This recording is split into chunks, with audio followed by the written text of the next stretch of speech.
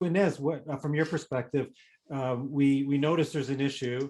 It's because it's mostly asymptomatic, as you guys have both said. So and also, Amrita, if you can comment too. But so what's the message we tell parents today with regard to what they could do now?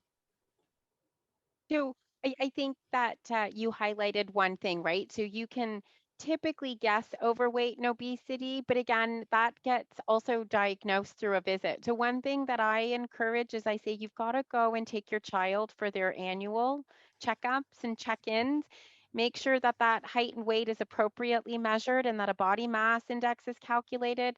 Know your family history as well, right? Because we did talk about that in children, especially, you might be lean.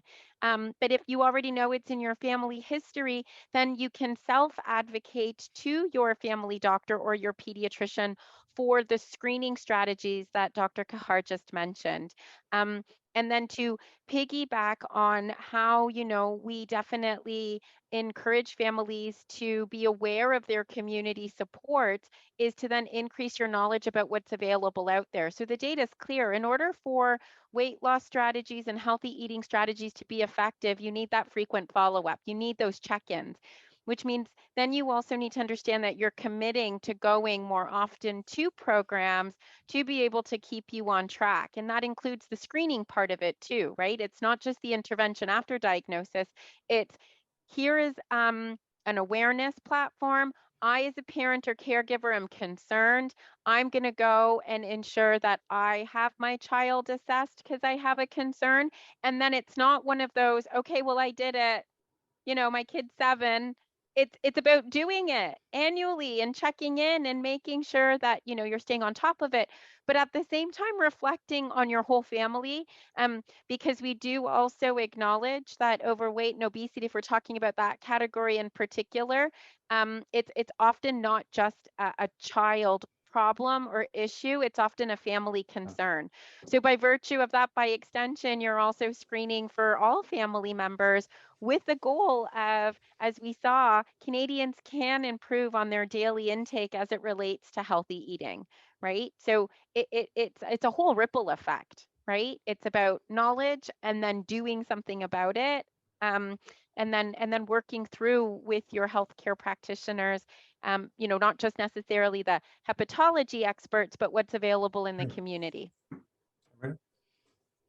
I see these patients in clinic and I provide patient counseling, family counseling. And my biggest message to families is we're not trying to penalize the child.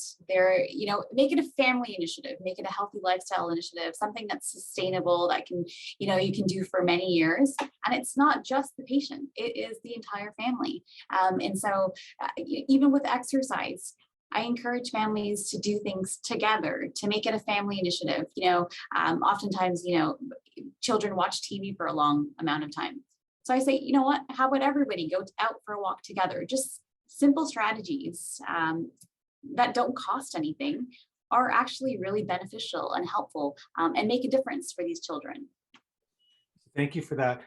It's funny, and as you talked about, I think both of you did, I know both of you did, talked about fructose, and it's probably the number one, as you said, the number one killer in this particular case.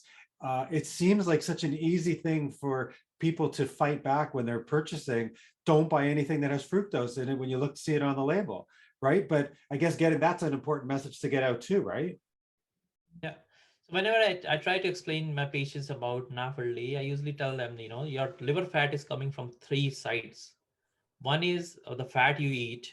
The second is from your own adipose tissue because of the insulin resistance is driving everything into the liver. And a quarter comes from fructose because fructose is not going to be stored in the liver like fructose. It's going to be converted into lipid. So you have de novo lipogenesis. If you just remove one thing, you are dropping 25% of the liver fat. It's much easier because the rest of the things are going to take time. And I like to, so that's the metabolic side of things, which personally is fascinating. Dr. Kahar knows how, like, our whole group is very interested in that side of it. But then there's also the I like to say the kind of sort of global side of things. When Mother Nature created food to nourish living things, including humans, fructose was really only found in fruits through the source of sucrose. So sucrose is what we call a disaccharide, otherwise known as sugar, and it's glucose plus fructose bound together. Okay. And the body has enzymes that digest that sucrose. We absorb glucose very easily. The human body loves glucose. Why? Because the brain needs it. Okay. It needs energy and it needs glucose in order to do its functions. That's a simple way of going through it. But this little guy, fructose, we still don't fully appreciate how it gets absorbed in the human body and then the effects on the gut microbiome. That's one. And then two, of that fructose that gets absorbed, it goes into the liver and gets stored immediately as fat. And fructose, when you think of the food supply and processed and packaged goods, it's everywhere. I'm telling you, it's in ketchup, it's in salad dressings, it's in condiments, everything that you put on top of your food to make it taste better. And you can just remove all of that and remove sweetened beverages and just rely on how Mother Nature intended fructose to be delivered to the body, and that can make a big change. So it is about food awareness and about switching it over. Same thing, Dr. Kehar mentioned it. It's, oh, okay, because I get often asked, well, what about diet pop then? So my kid loves to drink sweet, sugary things, and I can't get them to drink water. And I'll say, well, we really don't know the effects of all these sweetened beverages.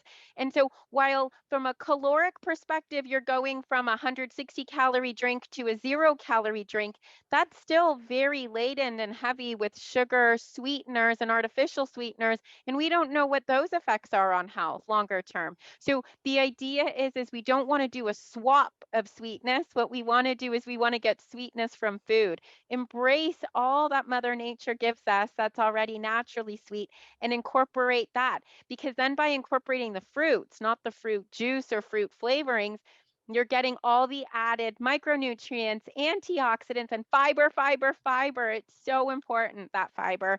That's how we were designed to nourish ourselves, not just nourish from a caloric perspective, nourish our gut and bowels, all of the organisms that work in a symbiotic relationship with us. So it's one change that we often recommend from the beginning: drink more water. And so I gave some ideas in my slides. One thing you can do is you can slice fruit, put it in water, let it soak overnight, and you get the essence from the oils and you get the aromas. So it's a little bit sweeter. Or for kids, what I recommend is you puree fresh or frozen fruits, put it into an ice cube tray, freeze that, and then pop it out of the ice cube tray and put it in water. So as it melts, it kind of sort of provides that flavor. The other thing is, and we didn't really touch upon it, so I'll bring it up. There's the psychosocial adaptation to a behavioral change. In order for a child or an adult to really, truly have that habitual change be a change, you need to do it repeatedly for at least 30 days. So, if you stop, let's say, buying pop, and then, you have a child who says, well, then I'm not going to drink, eventually your kid will drink. They will drink what you provide them. They will be thirsty. They will get fluids from other food sources, but you've got to really give it a good go for more than a month in order for it to become a habitual change. And that relates back to healthy lifestyle programs and those frequent check-ins that these programs offer that we need more of to support this kind of change. Because, for example, if you come to a liver clinic visit and you get seen once a year, getting these recommendations once a year, you might make a change for 5 days, go home, and then it kind of falls apart, right? Because life is busy, life is stressful. You're trying to adapt to these things. So we often talk about this sustainability part of it.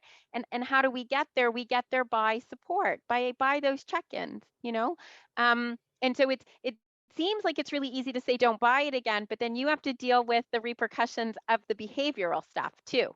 And that's not always easy.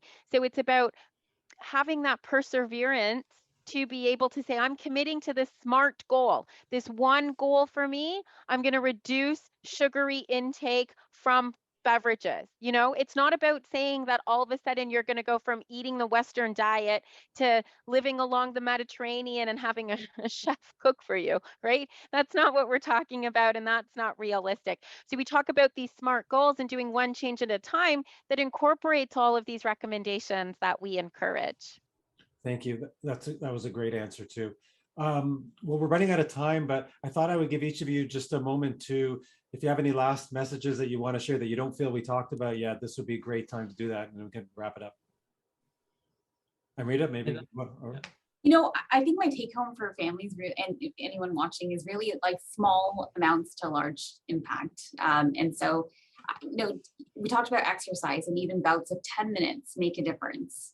Cutting out small things like your daily juice box, your daily cookie, it all amounts to big change. And so, like I said, sustainable change is one thing at a time. And so I really heavily also rely on my community practitioners in, you know, multidisciplinary teams in lifestyle clinics that help these children via, you know, through a dietitian, exercise specialist. And so there's a lot of support out there. And so in summary, you know, we can make changes for children now that will benefit their health in the long run. Thank you. Mohit? Yeah, you know, something that fascinates me from a NAFLD perspective is just saying that, you know, just doing lifestyle properly, and you can reverse a problem, right? It is such a fascinating thing, right? You don't have to take any medications. You just need to eat healthy and, you know, be healthy. That is it, right? And just screen these patients, right? Because unfortunately, we are seeing so many patients who come to us at a later parts of their fibrosis, like F3, F4. And unfortunately, at that point, you know, there is not a ton we can do.